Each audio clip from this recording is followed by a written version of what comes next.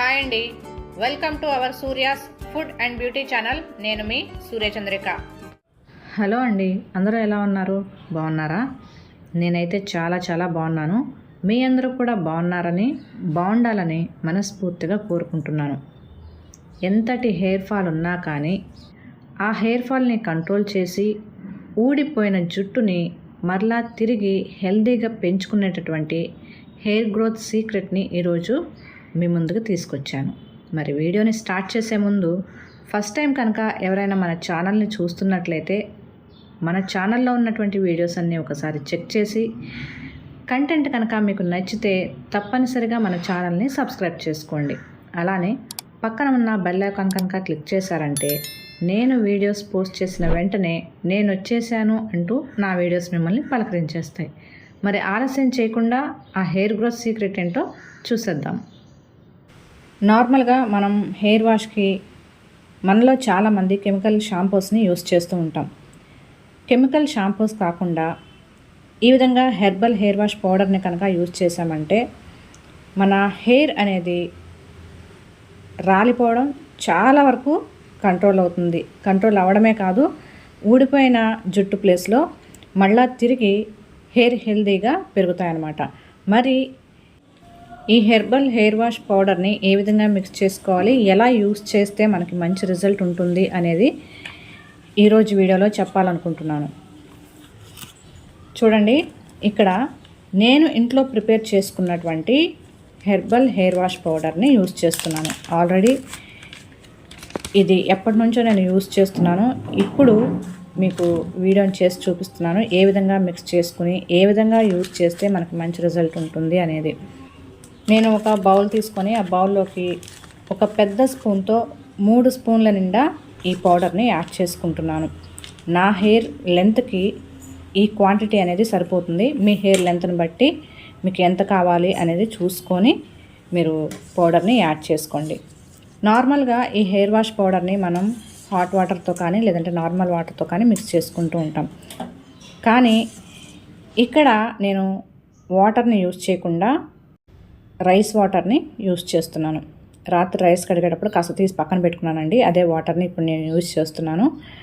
ఇప్పుడు యూజ్ చేసే ముందు కాస్త వేడి చేసుకున్నాను అనమాట వాటర్ని. ఎందుకంటే మనం వేడిగా ఉన్నటువంటి వాటర్తో మనం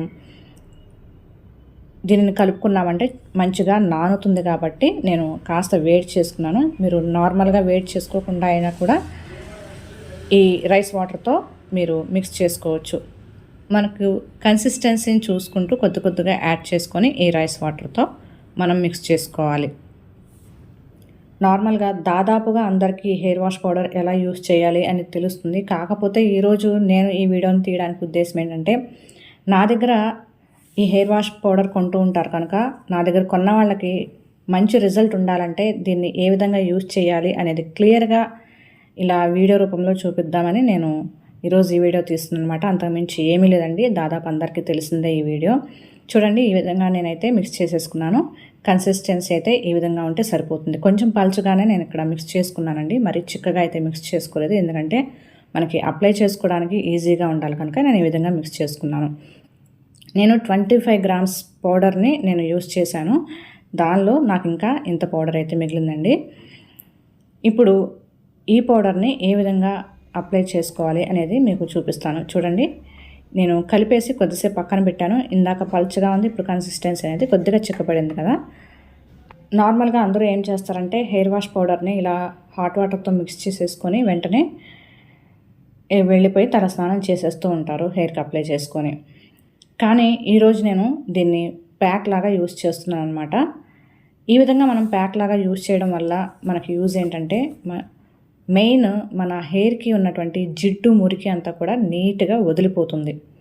దాంతోపాటు మన స్కాల్ఫ్ అనేది చాలా హెల్దీగా ఉంటుంది. స్కాల్ఫ్లో ఉన్నటువంటి డెడ్ స్కిన్ సెల్స్ అన్నీ కూడా మంచిగా తొలగిపోతాయి. ఎందుకంటే మనం ఇది అప్లై చేసేటప్పుడు మంచిగా స్క్రబ్ లాగా యూజ్ అవుతుంది. అలానే హెయిర్ వాష్ చేసుకునేటప్పుడు కూడా మనం మునివేళ్లతో కాస్త ఇలా రబ్ చేసుకుంటాం కనుక మన డెడ్ స్కిన్ అంతా కూడా రిమూవ్ అయిపోతుంది, డాండ్రఫ్ తొలగిపోతుంది. అంతేకాకుండా స్కాల్ఫ్ ఈ వర్షాకాలంలో చలికాలంలో స్కాల్ఫ్ అనేది కాస్త ఇచ్చిగా దురదగా ఉంటుంది కదా, ఆ దురదంతా కూడా పోతుంది.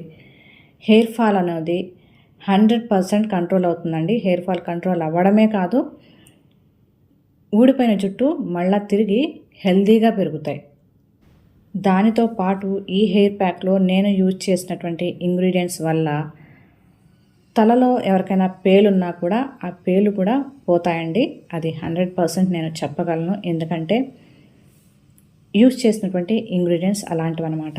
చూడండి, నేనైతే హెయిర్ని పాయలుగా తీసుకొని నేను మిక్స్ చేసుకున్నటువంటి ఈ పౌడర్ అంతా కూడా, అంటే మిక్స్ చేసుకున్నటువంటి పేస్ట్ అంతా కూడా నేను మంచిగా తలంతా కూడా పట్టించేసాను స్కాల్ఫ్కి.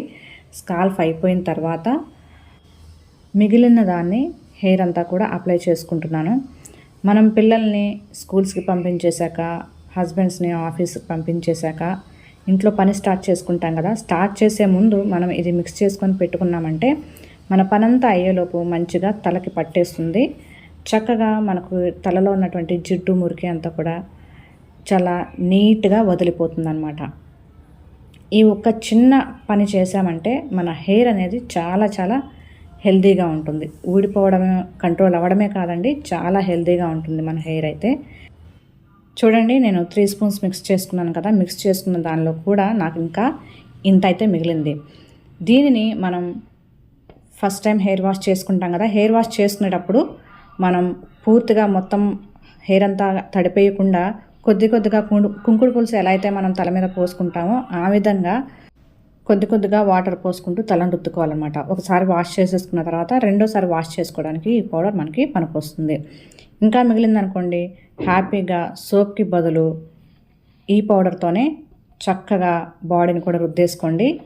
స్కిన్ కూడా చాలా హెల్తీగా ఉంటుందండి.